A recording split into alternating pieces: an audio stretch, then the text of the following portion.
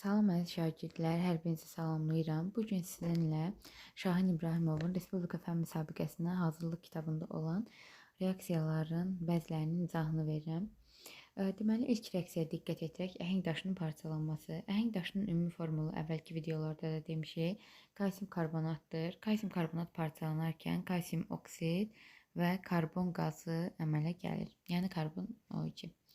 İkinci reaksiyaya diqqət edirək, hidrogenin yanması. Bütün yanma reaksiyaları oksigenin iştirakı ilə baş verir.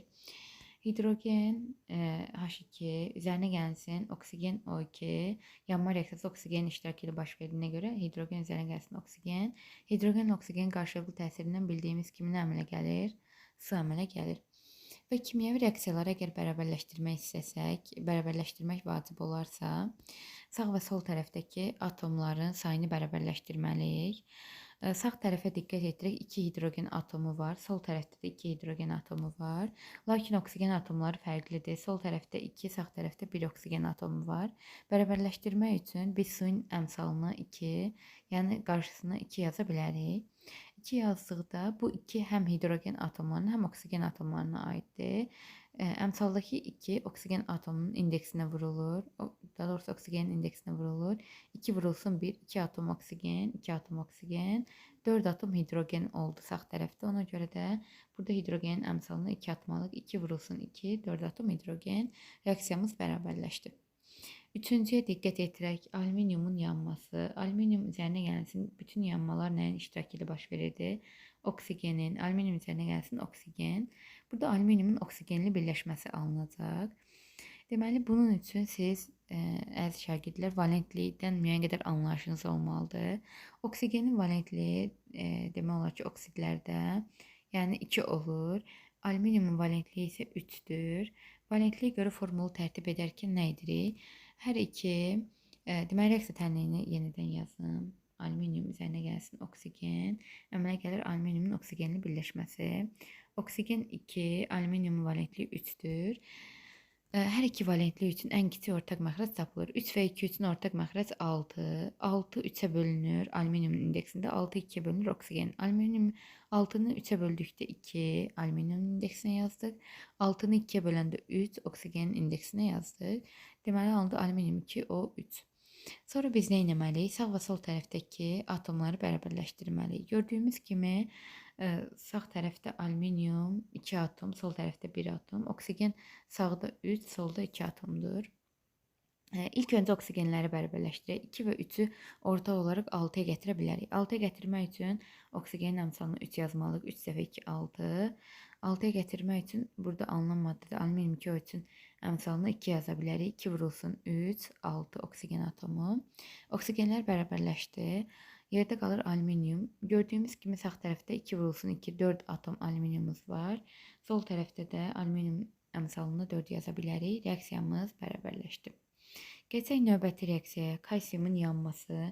Kalsium üzərinə gəlsin, yanmalar oksigenin iştirakı ilə baş verir. Oksigen, kalsiumun oksigenli birləşməsi əmələ gəlir, kalsium oksid. İndi biz sağ və sol tərəfdəki atomları bərabərləşdirməliyik. Gördüyümüz kimi sağ tərəfdə 1 oksigen atomu var, sol tərəfdə 2. Bunun üçün kalsium oksidinin əmsalını 2 yaza bilərik. 2 yazdıqda 2 oksigen atomu, 2 oksigen atomu bərabərdir. 2 kalsium atomu var sağ tərəfdə. Bunun üçün də sol tərəfdə kalsiumun indeksini 2 yazırım. Reaksiyamız bərabərləşdi. Növbəti reaksiyaya baxaq. Azot və hidrogenin birləşməsi. Azot N2 üzərinə gəlsin hidrogen H2. Azotun hidrogenli birləşməsi, yəni amonyak NH3 alınacaqdır. İndi gəlin reaksiyanı bərabərləşdirək. 2 hidrogenimiz, 3 hidrogenimiz var. 2 və 3 üçün, yəni ortaq məxrəc olaraq 6-ya gətirə bilərik. 6-ya gətirmək üçün hidrogenin əmsalını 3 yazıram. 3 vurulsun 2, 6. 3-ü də 6-ya gətirmək üçün amonyakın əmsalını 2 yazıram. 2 vurulsun 3, 6. Azot atomlarımız bərabərdir. 2 azot atomu, 2 azot atomu. Reaksiyamız bərabərdir. Keçək növbəti reaksiyaya, metanın yanması. Metan ümumi formulu CH4. Üzərinə gəlsin oksigen, yanma oksigenin iştirakı ilə baş verir. Əmələ gəlir karbon qazı, su. Bu reaksiya yaxşı olar ki, əzbərləyəsiniz. Yəni, adətən metan üzvü birləşmə olduğuna görə, metandır, etil spirtidir, sirkə turşusu və ya da qarışqa turşusu üzvü birləşmələr olduğuna görə onlar yanarkən karbon qazı və su əmələ gəlir. Keçək növbəti reaksiyamıza azot və oksigenin birləşməsi.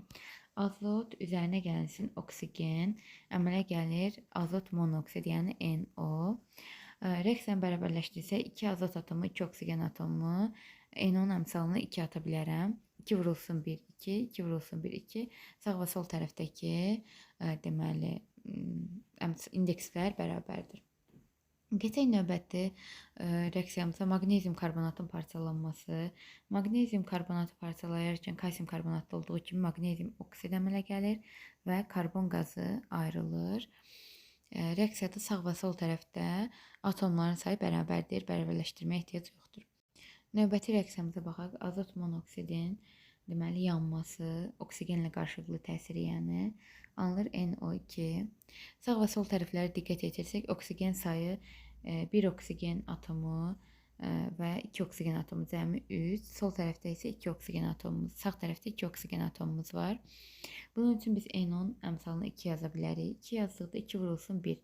2 oksigen atomu, burada da 2 oksigen atomu, 4 oksigen atomu.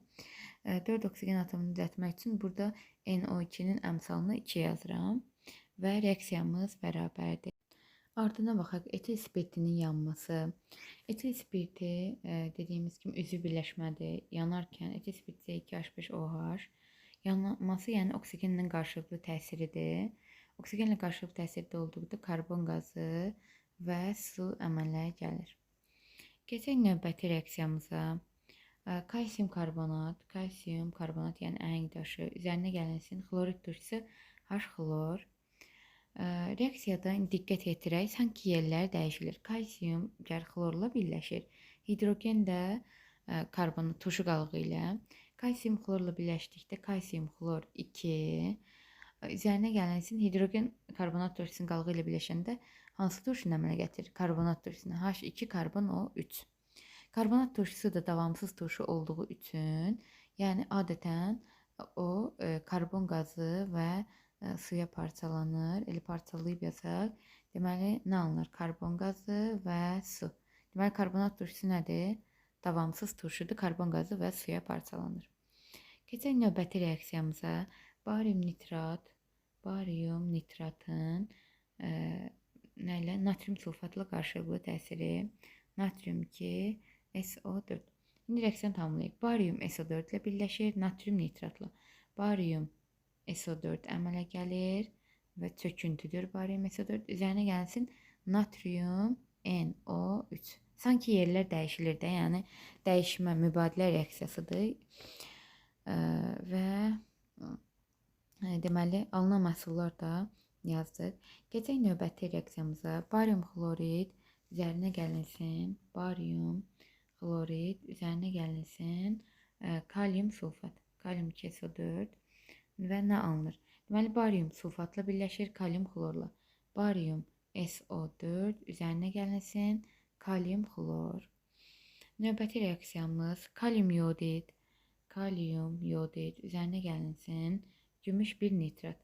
Gümüş NO3 və reaksiya nəticəsində kalium NO3 ilə birləşir.